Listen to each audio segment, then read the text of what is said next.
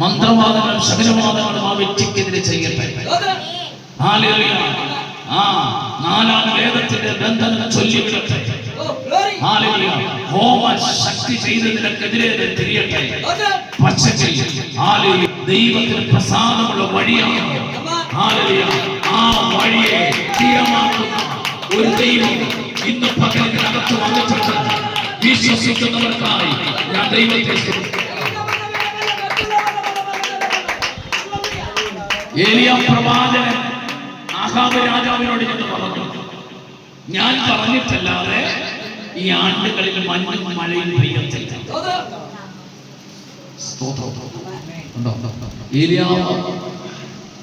നമ്മളൊക്കെ ദൂത് പറയുന്നത്, ദൈവദാസന്മാരൊക്കെ ദൂത് പറയുന്നത് നല്ല ദൂത്, അനുകൂലമായ ദൂതാണ് പറയുന്നത്. എന്നാൽ ശരിക്കുള്ള പ്രവചനം എന്ന് പറഞ്ഞാൽ പ്രതികൂലമാണെങ്കിലും മുഖത്ത് നോക്കി പറയണം. അതായത് ശരിക്കുള്ള പ്രവചനം. യെശയ്യാപ്രവാചകൻ ഹിസ്കിയാ രാജാവിനോട് എന്ന് പറഞ്ഞു, നീ രോഗം പിടിച്ച് കിടക്കുന്ന കട്ടിലിൽ നീ മരിച്ചു എന്ന് പറഞ്ഞപ്പോഴത്തേക്ക് എന്ത് ചെയ്തു? ചുവരുകളെ തന്നെ തന്നെ ഏൽപ്പിച്ചു കൊടുത്തു. പാവങ്ങളെ ഏറ്റുപറഞ്ഞു, താൻ ചെയ്ത പ്രവൃത്തികളെ ഏറ്റുപറഞ്ഞപ്പോൾ ദൈവം ക്ഷമിക്കുവാനിടയായി. കണ്ടോ? മുഖത്ത് നോക്കി പ്രതികൂലമാണെങ്കിലും അനുകൂലമാണെങ്കിലും ആലോചന പറയുന്ന പ്രവാചകനാണ് ദൈവത്തിന്റെ പ്രവാചകൻ. നോക്കണമേ, ഏലിയാ പ്രവാചകൻ എന്ന് പറഞ്ഞു, ഞാൻ പറഞ്ഞിട്ടല്ലാതെ ഈ ആണ്ടുകളിൽ മഞ്ഞും മഴയും പെയ്യത്തില്ലെന്ന് പറഞ്ഞു. ആകാശം ഏലിയാവോ പറഞ്ഞു, ആകാശത്തെ ദൈവം അടച്ചു. ഇത് നമുക്ക് അറിയാവുന്നതാണ് അല്ലേ? ഈ വിഷയങ്ങളെല്ലാം അറിയാവുന്ന വിഷയമാണ്. ആകാശത്തെ അടച്ചു. 3 വർഷവും 6 മാസവും ആകാശത്തെ അടച്ചു. ദേശത്ത് ക്ഷാമമായി, മൃഗങ്ങൾക്ക് പുല്ല് കിട്ടാനില്ല. ഉപദ്യാവിനോട് ആഹാബ് രാജാവ് പറഞ്ഞു,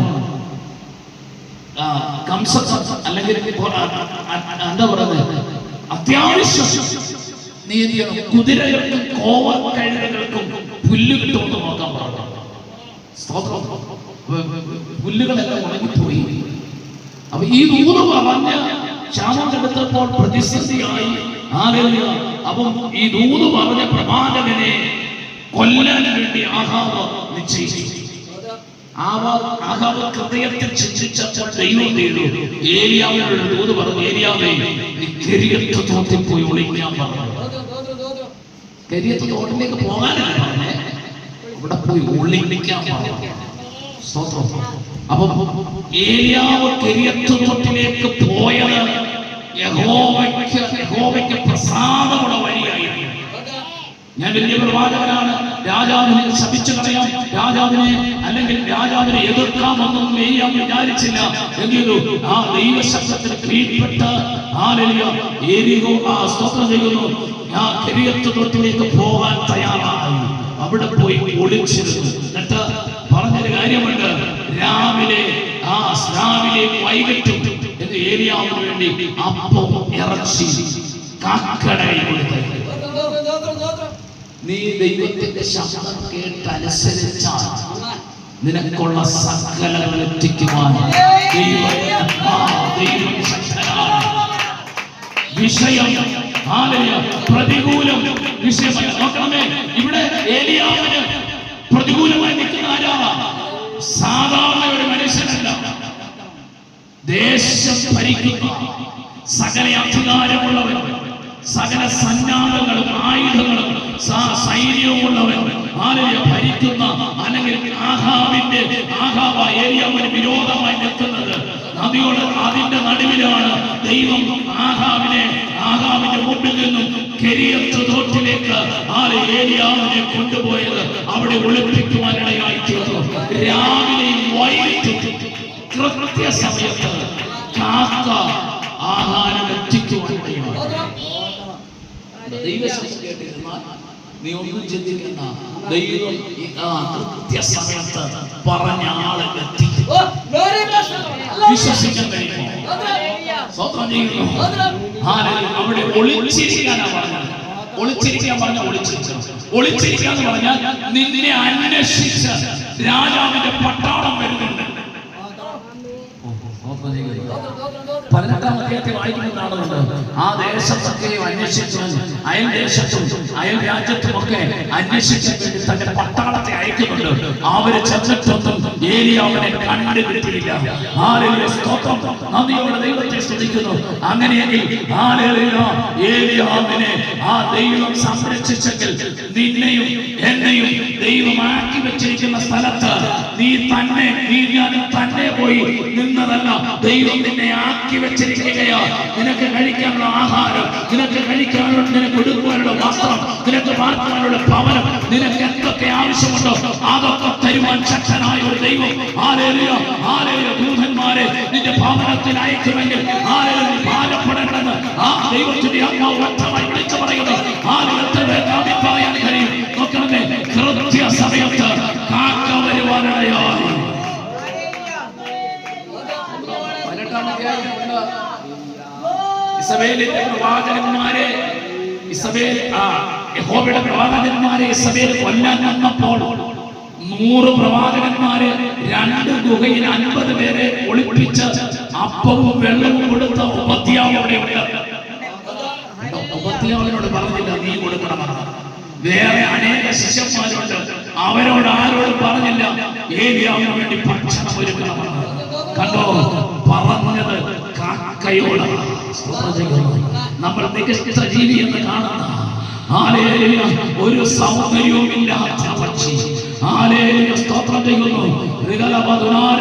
നോക്കണമേ, ഏലിയാവിന് വേണ്ടി കാക്ക ആഹാരം കൊണ്ടുവന്നപ്പോൾ ഏലിയാവ് കാക്കയുടെ കളർ നോക്കിയിരുന്നെങ്കിൽ ഏലിയാവിനെ ചുഴലിക്കാറ്റിൽ ദൈവം എടുക്കത്തില്ലായിരുന്നു. സ്തോത്രം ചെയ്യുന്നു. പലരും കളർ നോക്കി നിരസിക്കുമ്പോൾ സ്തോത്രം ചെയ്യുന്നു. ഇന്ന് പകലിൽ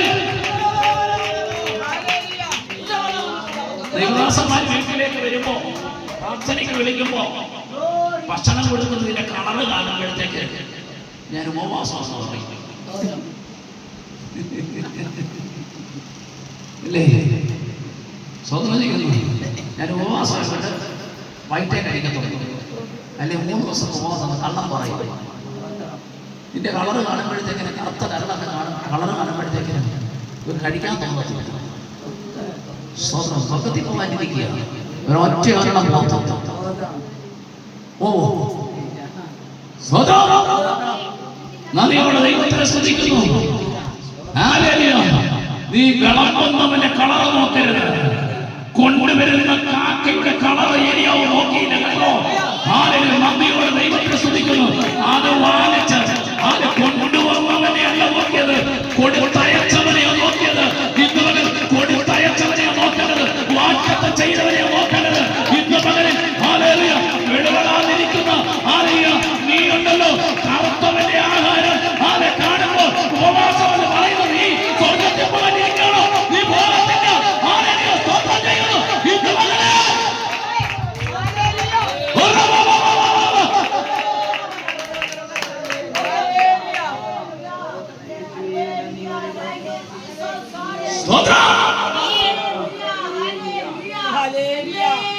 നന്ദിയോട് ദൈവത്തെ സ്തുതിക്കുന്നു. ഒരു ഭാര്യ കൂടെ ഉള്ളപ്പോൾ വേറെ ഭാര്യ കൂടെ പോകുന്നതിന് കുഴപ്പമില്ല. കറുത്ത ആള് വിളമ്പുന്നത് കഴിക്കാൻ നന്ദിയോട് ദൈവത്തെ സ്തുതിക്കുന്നു. ഇവരെല്ലാം സ്വർഗത്തിൽ പോകാനിരിക്കുക. ഏലിയാവിനെ ചുഴലിക്കാറ്റിൽ ദൈവം എടുത്തത് കാക്കയുടെ കളർ നോക്കാഞ്ഞതുകൊണ്ടാണ്. ഓ സ്തോത്രം ചെയ്യുന്നു. ഇന്ന് പകലിൽ ദൈവത്തിന്റെ പ്രവൃത്തി വെളിപ്പെടട്ടെ. നന്ദിയോട് ദൈവത്തെ സ്തുതിക്കുന്നു. ഇന്ന് പകലിൽ പരിശുദ്ധാത്മാവിന്റെ ആളത്തെ ശക്തി വെളിപ്പെടട്ടെ.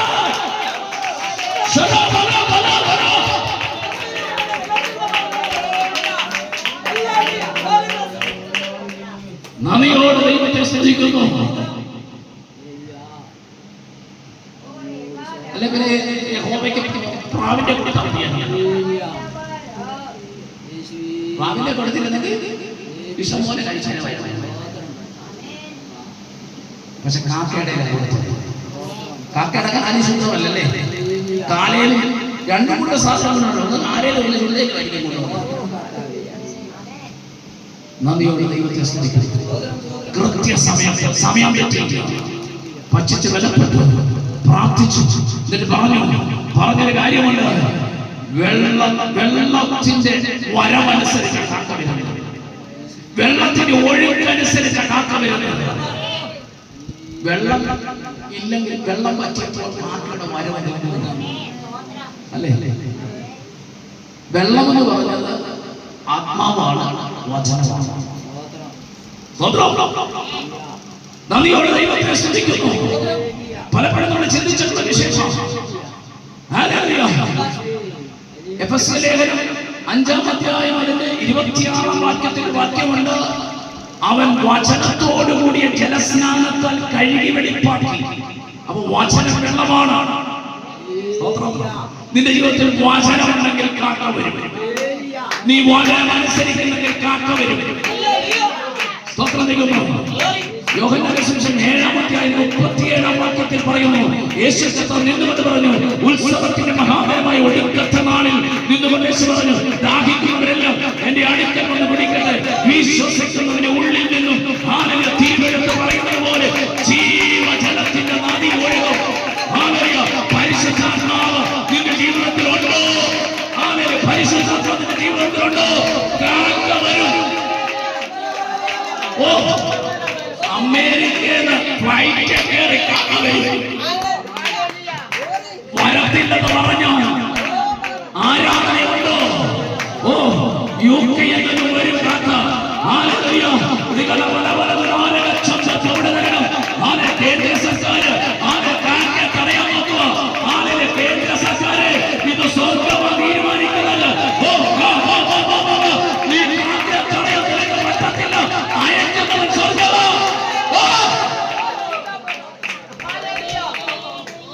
സഭകളുടെ ഹെൽപ്പ് വിദേശത്തൊക്കെ FCR ഫണ്ടിൽ വരുന്നുണ്ട്. ഇപ്പൊ കാക്കയെ തടയാൻ നോക്കുക. എടാ, വിടുന്നവനാരാന്ന് നോക്കണം. നിന്നെ നിർമ്മിച്ചവൻ, ഇന്ത്യ ഭരിക്കുന്നവനെ നിർമ്മിച്ചവനാ. നിർമ്മിച്ചവനാ കാക്കയെ വിടുന്നത്. നിനക്ക് തടയാൻ പറ്റുമെന്ന് തടഞ്ഞു. ദൈവത്തിന്റെ പ്രവർത്തി വെളിപ്പെടാൻ പോകുക. സ്വർഗത്തിലെ ദൂതൻ ഇറങ്ങാൻ പോകുക. നന്ദിയോട് ദൈവത്തെ സ്തുതിക്കുന്നു.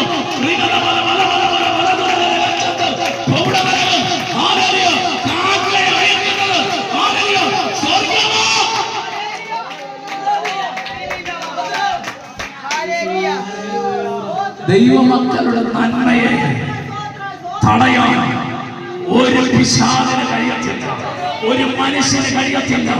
വാഗ്ദത്തം വെളിപ്പെടാൻ പോകുകയാണ്. വിശ്വസിക്കാൻ ഏത് മേഖലയിൽ പരാജയപ്പെട്ടിരിക്കുന്നത് ഇന്ന് പകലിൽ ദൈവം ചെന്ന് ചെയ്യാൻ പോകുകയാണ്.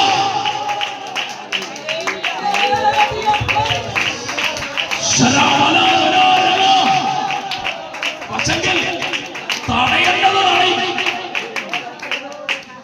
കാക്കയെ അയക്കുന്നുണ്ട് ദൈവസഭയ്ക്ക് വേണ്ടി, വിശ്വാസികൾക്ക് കൊടുക്കാൻ ഹെൽപ്പ് ചെയ്യാൻ. പക്ഷേ മാസമായി മൊത്തം വിഴുന്നു. അവരുടെയൊക്കെ തടയണം. ഇന്ന് പകലിൽ കാക്കയെ തടയുവാൻ ഒരു ശക്തിക്ക് കഴിയത്തില്ല. ഇന്ന് പകലിൽ ലോകത്തിന്റെ ഭരണകൂടങ്ങളാകട്ടെ, ആ ലോകത്തിന്റെ മന്ത്രവാദികളാകട്ടെ, ശക്തിവാദികളാകട്ടെ, ആ ദൈവം അയച്ച നന്മയെ തടയുവാൻ ഒരു അന്ധകാര ശക്തിക്ക് കഴിയത്തില്ല. നിന്റെ മേൽ വാഗ്ദത്തം ചെയ്തിട്ടുണ്ടെങ്കിൽ സ്വർഗ്ഗത്തിന്റെ പകലിൽ ആ വാഗ്ദത്തം വെളിപ്പെടുത്താൻ പോകുകയാണ്.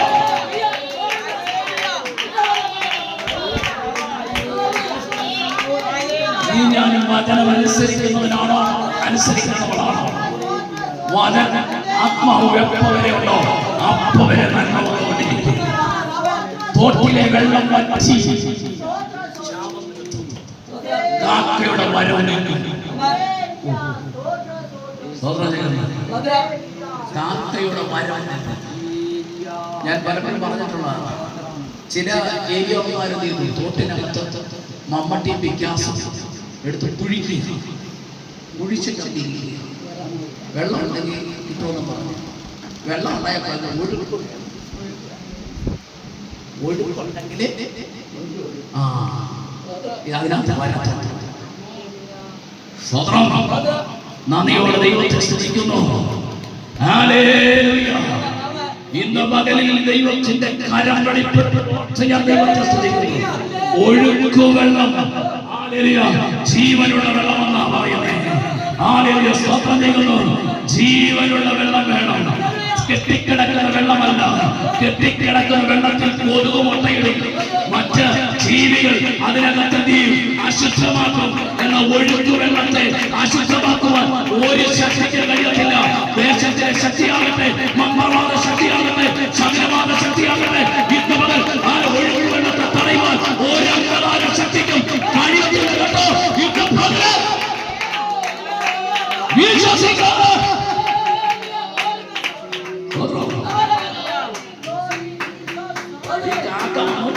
വെള്ളത്തിന്റെ ഒഴുക്കനുസരിച്ച് ഒഴുക്കിൽ നമ്മൾ പാട്ടും പ്രാർത്ഥനയും ആരാധനയും കൂട്ടായ്മ ഇല്ലെങ്കിൽ നല്ലതാണ്. നന്ദിയോടെ കാക്കയുടെ വരവ് നിങ്ങൾക്ക് അറിയാവുന്ന വിഷയം. ഏലിയാവ് ദൈവത്തോട് പ്രാർത്ഥിച്ചു. അപ്പൊ ദൈവം അയക്കുന്ന വഴി പ്രതികൂലമുണ്ട് കേട്ടോ. അവിടെ പ്രതികൂല ക്ഷാമമായി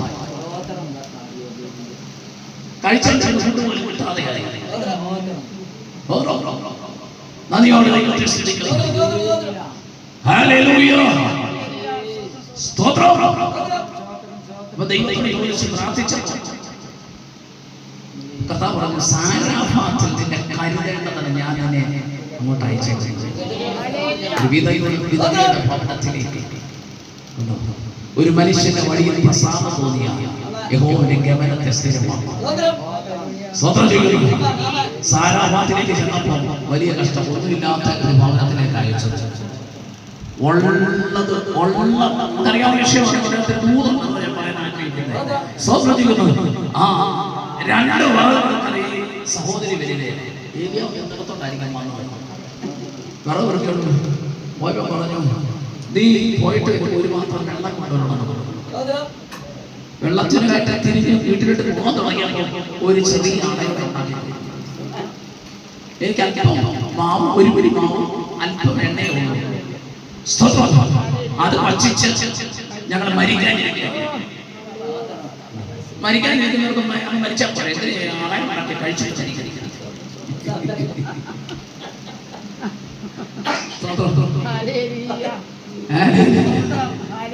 മരിക്കാൻ പോകുന്നവർ കഴിക്കേണ്ട ആവശ്യമുണ്ട്. ജീവിക്കാൻ പോകുന്നേ കഴിച്ചാൽ മതി. മരിക്കാൻ പോകുന്നതിന് അല്പം മാവോ അല്പം കണ്ടില്ല കഴിച്ചിട്ട് മരിക്കാൻ കഴിക്കുക. നീ ആദ്യം ചെയ്തു. ഇന്നലെ പറഞ്ഞു, എനിക്ക് ഒരപ്പമില്ല. വെള്ളത്തിന്റെ കാര്യം പറയുമ്പോൾ സന്തോഷത്തോടെ പോകരുത്. അപ്പത്തിന്റെ കാര്യം പറയുമ്പോൾ വിധം ഒടുവിൽ നീ ഒരു ചെറിയ അട കൊണ്ടുവരാൻ പറഞ്ഞു. ചെറിയ അടയുണ്ടാക്കി ഏലിയാവിന് കൊടുത്തു കഴിഞ്ഞപ്പോ ഈ ഇവിടെ വീട്ടിൽ ഏലിയാവിന്റെ അടുത്തേക്ക് വന്ന ഒരു വഴിയുണ്ട്. എനിക്ക് തോന്നിയത് ഏലിയാവിന്റെ വീട്ടിലാണ് താമസിക്കുന്നത്. മാളികമുറിയിലാണ് താമസിക്കുന്നത്. അത് കഴിഞ്ഞാൽ ഏലിയാവിന് അടവ് കൊടുത്തപ്പോൾ ആത്മഹത്യ ചെയ്യാനിരിക്കുക. ഈ വീട്ടിൽ രണ്ടുപേര് ആത്മഹത്യ. ഇവിടെ കുടുംബം തകർക്കാനുള്ള വിശ്വാസം. ആത്മഹത്യ എനിക്ക് തോന്നുന്നു ശാപം വന്നപ്പോഴോ അല്ലെങ്കിൽ ഇവിടെ ഭർത്താവ് ആത്മഹത്യ ചെയ്തതില്ല. അതിനെപ്പറ്റി ഒന്നും പറഞ്ഞില്ല.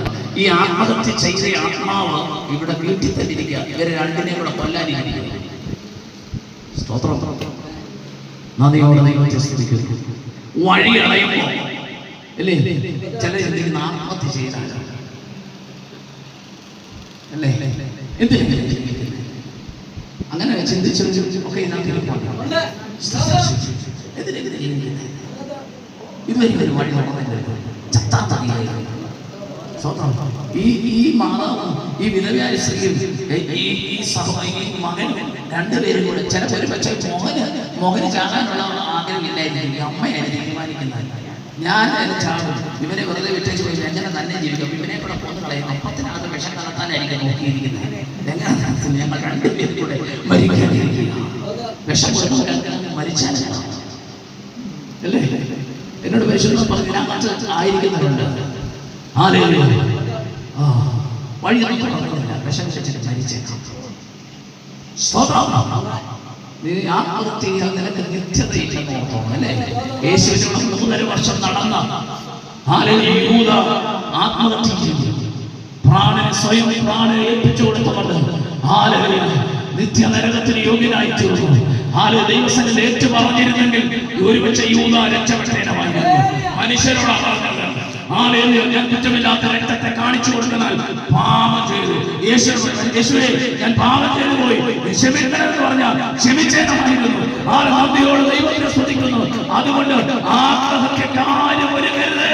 ഇന്ന് പകലിൽ നന്ദിയോട് ദൈവത്തെ സ്തുതിക്കുന്നു. മക്കളെ, ഇവിടെ ഭവനത്തിൽ ഒരു ദുരാത്മാവ് ഒളിച്ചിരിക്കുക. ഇന്ന് പകലെന്നെ കേൾക്കുന്ന പ്രിയപ്പെട്ടവരോട് ദൈവം പറയുന്നു, നീ ആത്മഹത്യക്ക് നിന്റെ നാളുകളാൽ നീ ഒരുങ്ങിയിരിക്കല്ലേ, ജീവിതം അവസാനിപ്പിക്കുക. നീ ഒരുങ്ങിയിരിക്കുമ്പോൾ ഈ പകൽ നിനക്ക് വേണ്ടി ഒരുങ്ങപ്പെട്ട നിത്യത നഷ്ടപ്പെട്ടു. ഇന്ന് പകൽ മടങ്ങുക. എനിക്കിങ്ങനെ വിശ്വസിക്കുക. പരിശുദ്ധാത്മാവ് അവിടെ വീട്ടിലേക്ക് ചെന്നിട്ടുണ്ടല്ലോ. ഞാനിങ്ങനെ വചനത്തിലൊക്കെ എഴുതിയിട്ടില്ല കേട്ടോ. ഞാനിങ്ങനെ ചിന്തിക്കുക, ഈ ദുരാത്മാവ് എവിടെയാണ് ഒളിഞ്ഞിരിക്കുന്നത്? അവിടേക്ക് ചെന്നിട്ട് ഒരുപക്ഷെ മോന്റെ ശരീരത്തായിരിക്കും. പാത്മാവ് അവിടെ ചെന്നപ്പോഴത്തേക്ക് ഇതളകി ഇവന്റെ ശരീരത്തിലേക്ക് കയറി ഇവനെ ശ്വാസമുണ്ടാക്കി ശ്വാസമില്ലാതെ പെട്ടെന്ന് ഇവന്റെ ജീവൻ പോയി. സഹോദരി പറയുന്ന കാര്യമില്ല. പ്രവാചകനെ, നീ വന്നത് എന്റെ പാപം ഓർപ്പിക്കാനും എന്റെ മകനെ കൊല്ലേണ്ടതിനുമല്ലേ? ദൈവനാമത്തിന് വേണ്ടി ആളെ കൊടുത്തപ്പോൾ ദൈവത്തെ കുറ്റപ്പെടുത്തല്ലേ? ഏലിയ പ്രാർത്ഥിക്കുന്നവരും പറയുന്ന കാര്യമല്ല. ഞാൻ വന്ന് പാർക്കുന്ന വീട്ടിലെ ഈ മകനെ എന്തിനാണ് വന്നത്? കണ്ടോ? ഞാനത് വായിച്ച ദൈവത്തിനോട് പറഞ്ഞൊരു കാര്യമല്ല. ഒരു മരണം നടന്നാലേ ഇവൾ പാപിയാണെന്ന് പറയത്തുള്ളൂ.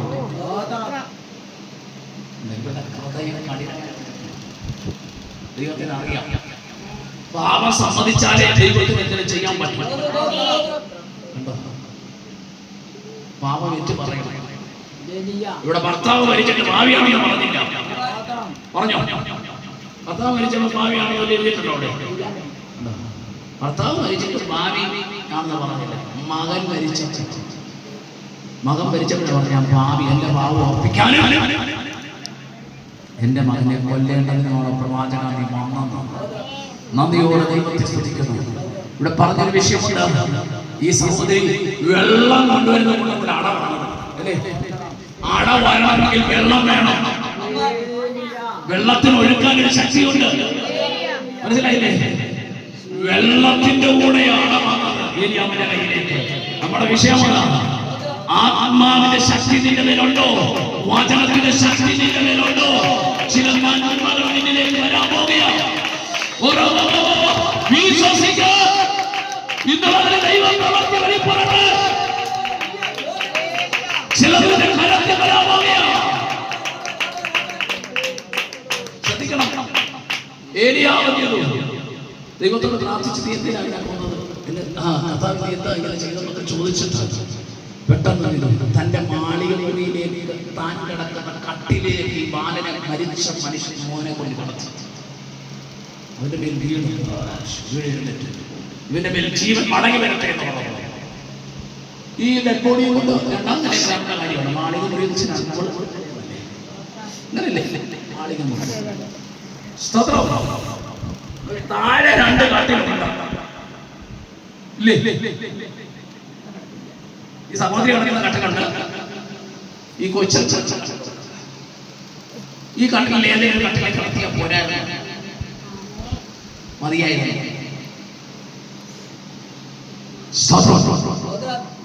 ഈ കട്ടിൽ മലിനമായി അതിനകത്ത് കടത്തി പ്രാർത്ഥിച്ച വിടുതൽ നടക്കത്തില്ലെന്ന് ഒരുപക്ഷെ ഏലിയാവിന് അറിയാമായിരിക്കും. ഇവിടെ ഭാവം താർക്കറിയല്ലേ? ഇവിടെ ഭാവിയാണെന്ന് പറഞ്ഞു.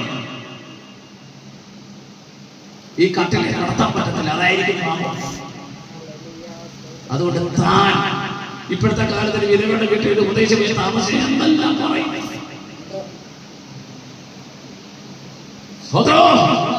ചില ഉപദേശമാര് വിധവമാരുടെ വീട്ടിലേ പോകത്തുള്ളൂ.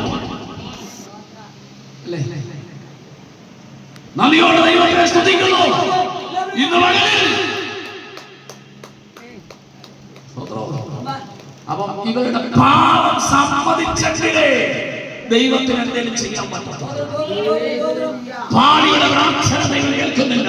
ദൈവമായി ഇരുന്ന് അവന്റെ ഇഷ്ടം ചെയ്യുന്നതിന് പ്രാർത്ഥന കേൾക്കുന്നു. യോഹന്നാൻ 9:31.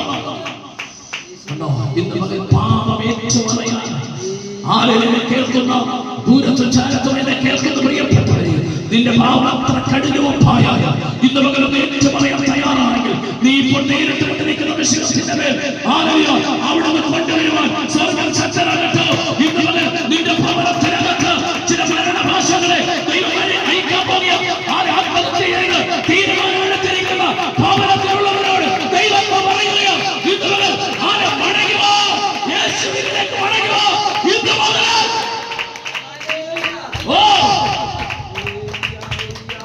അവൻ ജീവനുള്ളവനായി കണ്ടോ. हिंदीकारे बोले जब तक पाप को पाप से छुटकारा नहीं देगा तब तक परमेश्वर का हाथ नहीं आएगा. പാവമുണ്ടെങ്കിൽ പിതാവിന്റെ കരം വരുത്തില്ല. പാവമേറ്റു പറയുമ്പോൾ ദൈവത്തിന്റെ പ്രവൃത്തി വെളിപ്പെട്ടു. കണ്ടോ, ദൈവം പ്രവൃത്തിക്ക് തടസ്സമായി തന്നത് അവിടെ പാപമാണ്.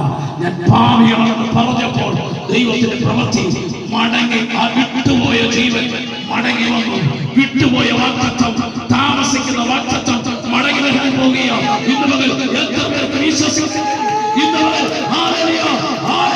താമസിച്ച വാഗ്ദത്തം വെളിപ്പെടാൻ പോകുകയാണ്. അവർക്ക് പ്രവചനം 3-ാം അധ്യായം പറയുന്നു, 2-ാമത്തെ 3-ാം വാക്യത്തിൽ പറയുന്നു. എന്താ പറയുന്നത്? ഇവിടെ അത് അത് സമയം തെറ്റിയാലും അങ്ങനെയെങ്കിൽ ഇന്ന് പകലിൽ ദൈവത്തിന്റെ പ്രവൃത്തി വെളിപ്പെടുത്തുന്നത് ഓർത്ത ഞാൻ ദൈവത്തെ ശ്രദ്ധിക്കുന്നു. ശ്രദ്ധിക്കണമേ. അതുകൊണ്ട് ആടാ ഏരിയ എടുത്തേക്കുന്നത് വെള്ളമുള്ളത് കൊണ്ടാണ്.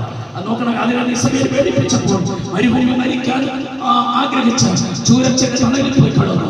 സ്വർഗത്തിലെ ദൂതൻ ഒരു തുരുത്തി വെള്ളവും കനലിനെ ചുറ്റ അടയും. കേട്ടോ, അവിടെ വെള്ളമുണ്ട്. കേട്ടോ, അവിടെ വചനമുണ്ട്, ആത്മാവുണ്ട്.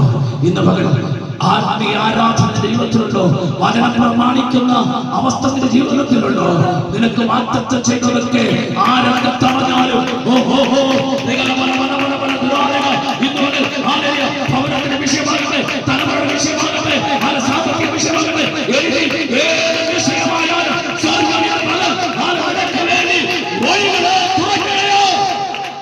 അങ്ങനെയെങ്കിൽ ഒരു മനുഷ്യന്റെ വഴിയിൽ അവന്റെ കേവലത്തെ സ്ഥിരമാക്കും. അവൻ വീണാണ്, നിനക്കൊരു ശാന്തിയില്ല. അവനെ കരം പിടിച്ച് താങ്ങാം. വാക്കൾക്ക് വിരാമം കൊടുക്കുന്നു. ഈ വചനങ്ങളാണ് ദൈവം അനുഗ്രഹിക്കുന്നത് എന്ന് പറയുന്നത്. ദൈവം എല്ലാവരും